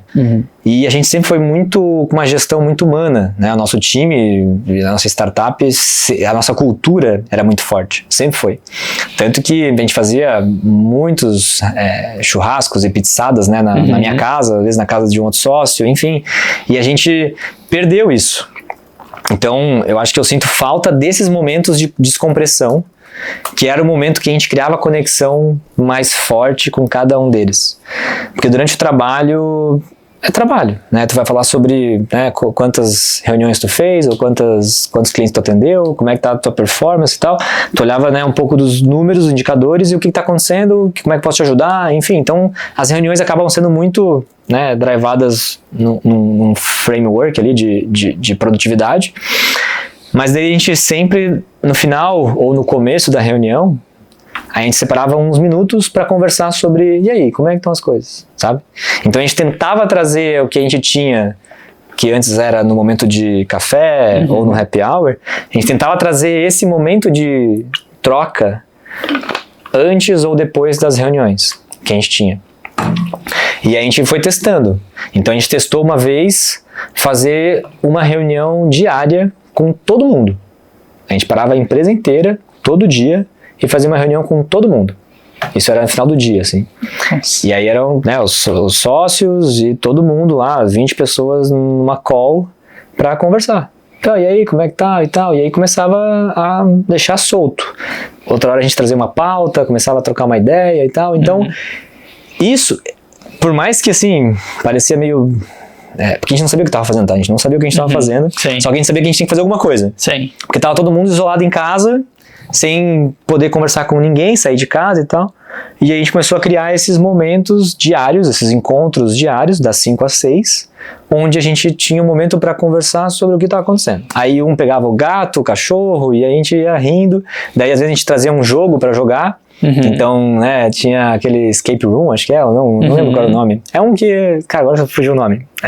Não sou bom com jogos. Tá, mas esses jogos, cara, muito legais, assim, que daí a gente trazia pra jogar. Aí teve uma época que a gente também usou aquele... agora os nomes todos sumiram, mas é como se tivesse um personagem, e aí tu conseguia criar até um escritório, né, num espaço 2D, assim. Sim. E aí cada um tinha uma mesa e uma cadeira pra sentar, e aí tu tinha um bonequinho, e tu conseguia, né, ver o teu colega trabalhando, aí tu chegava perto dele e abria uma conversa e tal. Então assim, a gente começou a testar soluções para trazer essa proximidade e esses momentos fora do trabalho, que a gente se perdeu, né? E durante muito tempo a gente conseguiu manter todo mundo, né, os colaboradores, não perdeu ninguém por conta da pandemia, a gente não mandou ninguém embora também por conta disso. E aí a gente foi contratando novas pessoas do Brasil inteiro. Então a gente parou de ser só uma empresa de Joinville e começou a ser uma empresa, né, que tinha gente do Brasil inteiro. Facilitou muito, cara. Então teve muita gente que a gente trouxe, né, de tecnologia, de todas as áreas, que já não eram mais de Joinville, né, teve do Brasil inteiro, tá? Realmente teve do Brasil inteiro. E a gente conseguiu criar essa cultura, mesmo remoto. Por quê? Porque a gente investia tempo para conhecer as pessoas, mesmo remoto. Sabe assim, a gente tinha momento da agenda que era fechado para a gente poder entrar numa reunião e trocar ideia, sabe? Mesmo sem saber o que a gente estava fazendo, eu acho que a gente fez certo. Porque quando a gente vendeu a empresa, e aí a gente foi para São Paulo, né? Alguns vieram para o escritório de Joinville, enfim, então a gente voltou para o presencial, porque a cultura da CRM Bônus era 100% presencial. Então a gente voltou presencial e era nítido esse choque cultural. Porque a nossa cultura era muito humana, assim, tipo, de, conhecer a tua vida inteira e perguntar como é que tá lá o teu cachorro, né, e saber de tudo, assim, sabe? E aí com uma empresa no tamanho da CRM, né, com mais de 200 funcionários, agora tem mais de 400 já. Então, assim, não dá para ter esse nível de proximidade com todo mundo, né? A gente, mesmo lá na CRM, com as nossas, com o nosso time direto, né, eu sempre tive isso, né, eu nunca perdi isso, porque isso é questão de cultura, né? Eu tinha isso, meus sócios tinham isso, então a gente acabava, né, sempre com todo mundo dedicando esse tempo para conversar, para saber como é que tu tá, como é que estão as coisas na tua casa, como é que tá a coisa lá com a família, com a tua esposa, com teus filhos, porque se não estiver bem, se tu tiver alguma coisa te incomodando na tua casa, tu não tá com a tua cabeça no trabalho, a tua cabeça tá lá. Então eu falo assim, ó, cara, vai lá, baixa o computador aí e vai lá resolver isso aí, entendeu? Porque enquanto tu não conseguir resolver isso que tá te incomodando, tu não consegue produzir. E a gente tinha essa visão, a gente sempre teve essa visão mais humana, né, da nossa equipe, e a gente procurava sempre criar um ambiente de trabalho sem pressão, sem essa cobrança, mas com muito comprometimento. Porque a gente tinha uma meta, a gente tinha um objetivo, né, alcançar, mas a gente sabia que se essa pessoa não estivesse bem, cara, ela não ia conseguir entregar.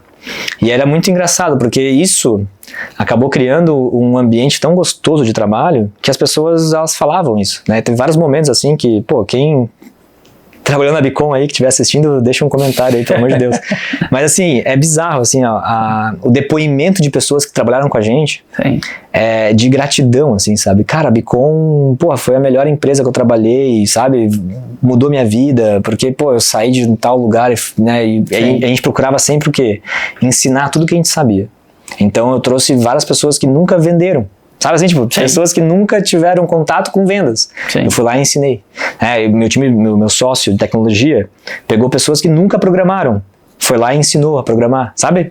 Então, essas pequenas coisas, que é dedicação de tempo. Tu tem que dedicar o teu tempo pra ensinar. Faz com que tu crie uma cultura de pessoas que realmente estão contigo. Vão vestir a camisa, né, realmente, e tem uma gratidão muito grande, cara, que não é por R$50 a mais que eles vão sair da tua empresa, sabe? Então, eu acho que isso faz toda a diferença. No remoto é mais difícil, mas a gente procurou sempre dedicar tempo, mesmo que à distância, para conhecer e conversar e acompanhar as pessoas, sabe? A gente cogitou o híbrido. A gente cogita o híbrido. Esse é o melhor modelo que eu vejo hoje. Né? Eu comentei contigo. Esse assunto foi um assunto que me fez sair da CRM. Por quê? Porque eu estava numa cultura 100% remoto, onde eu estava muito feliz. Bruno, pessoa física. E depois fui para o 100% presencial. O Bruno não estava feliz. O Bruno, pessoa física, não era feliz ali. E eu falei para eles, cara, eu adoro vocês, adoro isso aqui, eu, vim aqui para um sonho de seguir até o IPO e, cara, eu não tô feliz. Se eu ficar aqui, eu vou ficar doente, entendeu? Então, eu preciso sair. Mas eu falei assim, olha, se rolar uma mudança de cultura para um trabalho híbrido, eu fico. Só que, no teu lugar, Ale, eu não mudaria a cultura, entendeu? Uma pessoa não tem esse poder de mudar a cultura da empresa inteira. E ele não pode abrir uma exceção para mim de ter um trabalho híbrido e os outros não. Então eu falei, Ale, tô saindo. Uma boa, sou muito grato por tudo, né? Pô, é muito legal, cara. A gente dobrava de tamanho ano após ano. Então, tá numa empresa com crescimento é um foguete, cara. A CRM Bônus é um foguete. É uma experiência, assim, profissional gigantesca. Só que o Bruno, pessoa física, não tava bem. Sim. E aí não tem dinheiro que pague depois o médico, o psicólogo, enfim, eu cheguei aí. Num psicólogo, cheguei aí, num médico, Sim. E ele falou assim, cara, toma um remédio e tu vai esquecer isso aí. Sabe assim? Tipo, daí eu falei, não é esse o caminho. Não é esse o caminho, cara. Sim. Enfim, então, resumindo, eu acho que o trabalho híbrido é um equilíbrio. E eu busco sempre um caminho do meio, né? Um caminho de equilíbrio onde vai ser bom para a empresa, mas também vai ser bom para o colaborador. Sim. E eu consigo com isso ter, né, um equilíbrio entre produtividade, cultura, né? Eu vou ter equipe ali presencial, mas cara, se tu quiser segunda e sexta trabalhar remoto, vai, cara. Sabe? Segunda e sexta, pô, eu posso ir pra praia se eu gostar de surfar, eu gosto de ir pro campo, né? E aí eu consigo ter um equilíbrio entre a minha família, né, meus filhos e também o trabalho, entendeu? A gente tá, obviamente, a gente tem essas discussões aqui, a gente chegou a cogitar agora o híbrido, mas existem trabalhos que a gente faz que é presencial, que a gente não consegue entregar. E quando a gente leva essa discussão para a indústria, torna isso muito mais complexo. Imagino, cara. Imagino. Muito mais complexo, porque não consegue entregar o trabalho remoto. Lá até tem cultura de 6x1, né? É muito mais difícil. É bem mais difícil. E tu não consegue entregar o teu trabalho remoto. Né? E aí, uma vez eu perguntei essa mesma coisa para um executivo, ele falou que era o sonho dele também. Ele falou, eu queria. Tu acha que eu não queria ficar mais tempo com a minha família? Ele falou, mas se eu começo aí, e o time administrativo começa aí, e o time produtivo, eles vão me entregar as peças de casa? Entende? Ele falou, é uma discussão muito mais profunda, né, do que... Não, e tem outros segmentos também que é realmente difícil, né? Restaurante... Não, eu concordo. Eu acho que a gente tá aqui discutindo ideias, mas a gente sabe que não dá pra você, né, fazer algumas coisas, nem dentista, ou enfim, né? Eu acho que tem muitos segmentos e muitos locais que é difícil mesmo. Mas, na minha visão... Procurar um equilíbrio, eu acho que é o segredo, né? Tipo, de todo mundo conseguir achar, né, ceder num lado, mas beleza, vamos achar um caminho onde todo mundo consiga estar bem. E isso pode mudar, sabe assim, às vezes, eu tô falando aqui contigo hoje, né, com 35 anos, sem ter uma família, sem ter filho. Talvez daqui a pouco mude a minha ideia. Talvez quando eu tiver com a minha família, com meu filho, talvez eu fale para ti, não, presencial é melhor, ou não, 100% remoto é melhor, eu não sei. Isso eu acho que tem que ser discutido entre os sócios da empresa, para definir a cultura, porque a cultura se cria com os sócios, e depois alinhado com os diretores já na contratação, já, né, em vários momentos ali, tu já alinha a cultura, já traz as pessoas alinhadas a essa cultura. E uma coisa que é importante, né, o pessoal da CRM Bônus, na negociação do nosso M&A, desde o início eles já alinharam com a gente, ó, nossa cultura é presencial. Cara, não é fácil, já alinharam com a gente que é assim que eles querem trabalhar e é assim que eles vão trabalhar. É como eles acreditam que eles vão chegar no sucesso ou no IPO deles, né? E eu acho que assim, eles foram muito verdadeiros com a gente, sempre foram muito legais com a gente, até chegou um momento que não fazia mais sentido para mim, mas... Tem muita gente lá que tá adorando trabalhar lá e tudo bem, entendeu? Eu acho que é meio que assim, pô, se não tá legal pra ti, cara, tá te incomodando, então vai embora, procura outro lugar. A gente errou muito lá no início. Quando a gente iniciou a empresa, a gente cresceu rápido e time dobrando de tamanho, eu sem saber fazer gestão direito. E a gente não alinhava essas pequenas expectativas. Eu acho que hoje esse é o principal ponto. Né? Depois que a gente montou tanto o onboarding para contratação, quanto ao onboarding depois que entra dentro de casa, quanto abrir para... a gente até o Jean que está aqui, por exemplo, a gente tem um documento que a gente abre, que eu abri com ele ó, isso aqui é o que a gente é.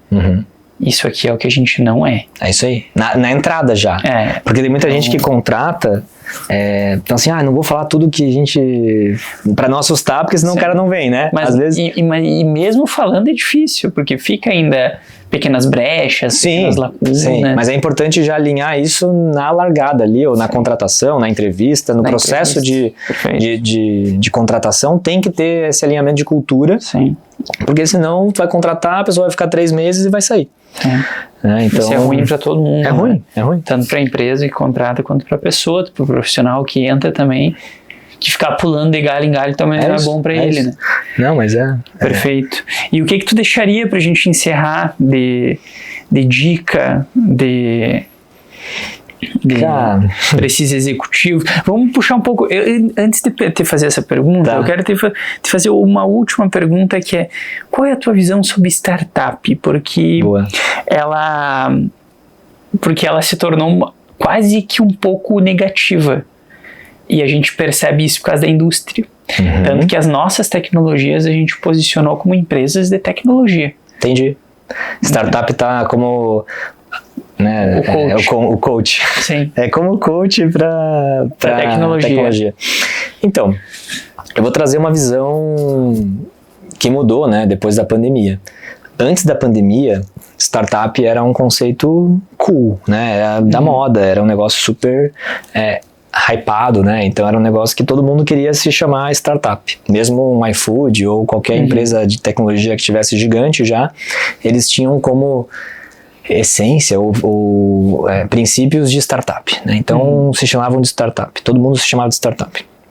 E aí começou a ter muitos escândalos de startup, né? Não sei se tu pegou, mas deve ter visto lá do WeWork, entre outras empresas, né, que cresceram de forma exponencial, mas depois também quebraram de forma exponencial, né? Que tiveram, captaram muito investimento com uma promessa que iam lançar um medicamento milagroso lá, e de repente viram que não tinha medicamento nenhum e era só um golpe, né? Enfim, teve muitos casos assim de empresas que trouxeram, né, um modelo de negócio inovador, mas que não davam certo, né? E por quê? Porque a taxa de sucesso de uma startup é muito baixa. Normalmente uma startup ela vem para testar algo novo, para inovar, para, né, fazer um experimento. E então a chance é maior que não dê certo. Então hoje, depois, né, da pandemia, começou a olhar para essas startups como sendo assim, cara, esses caras aí são aventureiros, né? Porque teve muita gente que tentou e não deu certo. E aí acontece, queimou um pouco o mercado, né? Tanto de venture capital, né, de investimento, como também os próprios clientes. Porque quando o cliente vai contratar uma empresa, ele fala assim, cara, quem me garante que eu vou contratar vocês e ano que vem vocês não estão mais, né? Tipo assim, eu vou gastar um tempo aqui para treinar o meu time, para implantar a tua ferramenta, e aí depois tu quebra. Ou depois tu é vendido e essa outra empresa desliga o produto. O que aconteceu? Isso queima o mercado. Então eu ouvia muito isso, né? Tipo, quando a gente estava lá para vender para grandes empresas, o cara olhava assim, tipo, tu é uma startup, eu não vou contratar a startup. Eles não contratavam. Eu estava na política deles de não contratar a startup por causa disso. Tu contrata uma startup, tu usa alguns meses e ela quebra. Ou ela é vendida e aí é descontinuada. Ou vaza dados. Sabe, tem muitos riscos, sabe, em contratar uma startup. Porque normalmente uma startup ela foi feita assim, tipo, sem uma preocupação tão grande que nem uma empresa grande. Na maioria dos casos, não são todas. Sim. Não dá para generalizar, mas é que assim, isso foi queimando um pouco o mercado. Sim. Tem vários casos assim, tipo, de vazamento de dados, né, bem sensíveis, né? E normalmente acontece isso em startups, porque eles não têm ainda um time de segurança de dados, de informação, enfim. Então, esse é um ponto que aconteceu muito antes da pandemia, e aí pós-pandemia, o dinheiro estava caro. O dinheiro já não dava para ficar arriscando em startup. Então, começou a diminuir o volume de dinheiro para startups. As startups tiveram que se readaptar a esse mercado, que é o quê? Opa, agora eu já não posso mais dar prejuízo, porque antes era normal startup dar prejuízo. A minha empresa, eu só fui ter lucro nos últimos, sei lá, 1 ano, eu acho, de empresa, assim, sabe? Tipo, antes era prejuízo, aí eu captava investimento, e aí prejuízo. Por quê? O prejuízo nada mais é do que eu estou investindo em pessoas, marketing, né, para desenvolver produto e ganhar mercado rápido, mas a minha receita é muito menor que a minha despesa. Então, todo mês eu tinha um burn, eu queimava dinheiro para poder crescer rápido. Isso era normal antes da pandemia. Depois da pandemia, como o dinheiro estava caro e ninguém mais estava, né, querendo arriscar em startup, as empresas de tecnologia, que são as startups, começaram a falar assim, opa, eu tenho que criar um modelo de negócio sustentável para não depender mais de venture capital, porque está difícil de conseguir dinheiro, e eu também sei que a fama está queimada, vou começar a me posicionar como uma empresa de tecnologia, ou nem vou falar que eu sou uma startup, nem vou tentar passar uma imagem de que eu sou uma empresa grande já, entendeu? Então mudou bastante, tá, esse cenário. Hoje, são estratégias, né? Eu vejo que as redes sociais hoje, são um canhão. Se você souber usar de forma estratégica, tu consegue fazer ali muito dinheiro, né, com as redes sociais. Então tem algumas empresas de tecnologia que estão apostando nessa pegada mais startup como sendo um diferencial para o marketing deles, entendeu? Tipo assim, nós somos uma startup que vende água em lata. Sim. E aí o cara vai criando toda uma narrativa e uma história de que ele é uma startup, sabe? Aí ele vai criando uma história dele lá. Enfim, então eu acho que teve uma mudança muito grande depois da pandemia, de que precisamos dar lucro e para dar lucro eu tenho que conseguir passar mais seriedade para as empresas para que elas me contratem, entendeu? Então, eu acho que concordo contigo, é muito mais fácil tu conseguir, né, vender para uma grande empresa quando tu se posiciona como uma empresa sólida, né, que dá lucro e não é uma loucura igual antes, que dá prejuízo. Perfeito. E agora, para encerrar, o que tu deixaria de conselho para as pessoas que estão querendo investir em tecnologias, em startups? Boa. Bom, eu vou dar tanto para quem quer investir, para quem quer montar, para quem quer, ou para quem já tem uma startup. Foi uma das coisas que pra gente foi muito importante e é um dos motivos de eu fazer o que eu faço hoje, né? De eu ter saído de São Paulo e voltado para cá. Quando vocês estão empreendendo, né? Quando eu estava empreendendo, no caso, tentei empreender sozinho e falhei várias vezes. E quando eu entrei num ecossistema, me conectei a outros empreendedores que estavam fazendo o mesmo que eu, né? Me conectei com investidores, mentores, pessoas que estavam mais experientes, né? Que tinham já vivido um pouco mais, tinham uma experiência para me ensinar. Quando eu fiz isso, meu negócio começou a prosperar, né? Eu comecei a ter mais sucesso e comecei, na verdade, a ter mais segurança de que eu estava no caminho certo. Porque muitas vezes a gente tá no caminho certo, mas a gente não sabe que tá, porque às vezes o financeiro não tá entrando, mas é só continuar, porque se alguém olhar para ti e falar assim, cara, tá fazendo tudo certo, só continua, né? E às vezes precisa dessa troca. Então é muito importante você se conectar a um ecossistema.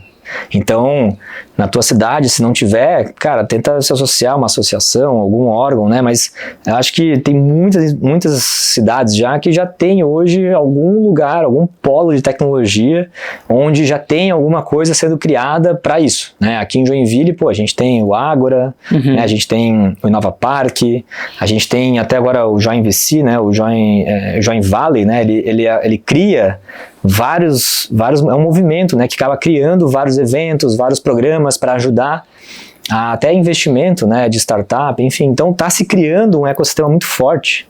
Lá no Ágora, por exemplo, tem uma unidade agora que lançou recentemente, que é o Ágora Uni, que está conectando as empresas, né, as indústrias, enfim, com a academia. Então, os alunos da universidade, então tem a UFSC, o Univille, o Udesc, enfim, eles conectam com os alunos e também com o governo. Então tem fomento público, dinheiro público sendo investido e alocado para quê? Para inovação, para se criar negócios inovadores que resolvam problemas reais dessas empresas ou da cidade, mas usando o quê? A mão de obra do aluno que está ali fazendo mestrado, fazendo doutorado e precisa, né, de algo para colocar em prática, né? Tipo, vou fazer uma pesquisa no meu mestrado sobre materiais e tal. Eu tenho um laboratório, eu tenho estrutura ali para fazer uma pesquisa legal, e aí com o dinheiro e fomento público, mais as empresas, cara, isso cria um negócio que a gente chama de tríplice hélice, que é justamente a força que precisa para poder inovar.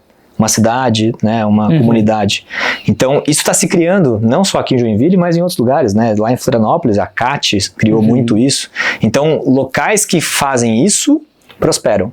Né? Se olhar o Vale do Silício foi assim, se olhar outras cidades no mundo são assim, Israel também está crescendo muito. Então, na minha visão, essa é a fórmula, né? Que é se conectando com pessoas. Sim. Né? E buscando o quê? Prosperar, mas resolvendo problemas reais. Tentar fazer tudo sozinho, cara, não dá certo, né? E aí foi quando eu voltei para Joinville, pensei comigo, né? Vou voltar para o mercado, vou assumir, né, alguma diretoria de alguma empresa, vou voltar a empreender. Eu não sabia muito o que fazer, sabe?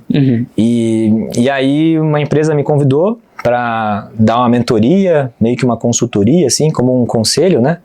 E eu gostei, cara. Eu na verdade, sempre fiz isso de forma voluntária, né, mentorando, né, alguns empreendedores, mas hoje eu montei uma consultoria que basicamente eu me associei, né, a um escritório de consultoria e eu ajudo empresas de vários tamanhos, mas a maioria são médias e grandes, mas também a gente está criando agora um programa para startups também. Então eu tenho consultoria para médias e grandes empresas e também tenho consultoria para startups. E aí eu sou, né, parte do processo, né? Tem uma empresa de consultoria que vai fazer todo o diagnóstico, todo o planejamento e vai montar ali o que a gente precisa fazer, e eu entro de forma estratégica na parte de crescimento, né? Que a minha área hoje é te ajudar a aumentar o faturamento do teu negócio. E aí a gente vai desenhar aqui estratégias e eu vou acompanhar isso como se fosse um advisor, né, do teu negócio.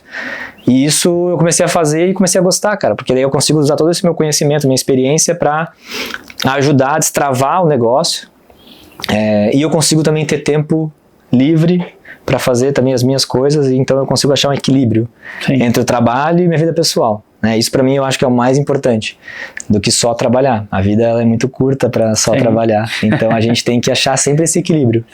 E hoje eu consegui encontrar isso através das consultorias, dessas mentorias e conselho, né, de empresas. Perfeito. Acho que ninguém cresce sozinho é a maior verdade que a gente também acabou descobrindo a duras penas, né? Então, Bruno, queria agradecer a tua presença, parabéns pela história, Legal. Parabéns pela empresa. Eu acho que é um sonho de muitas empresas de tecnologia, né? Ter o êxito bem sucedido.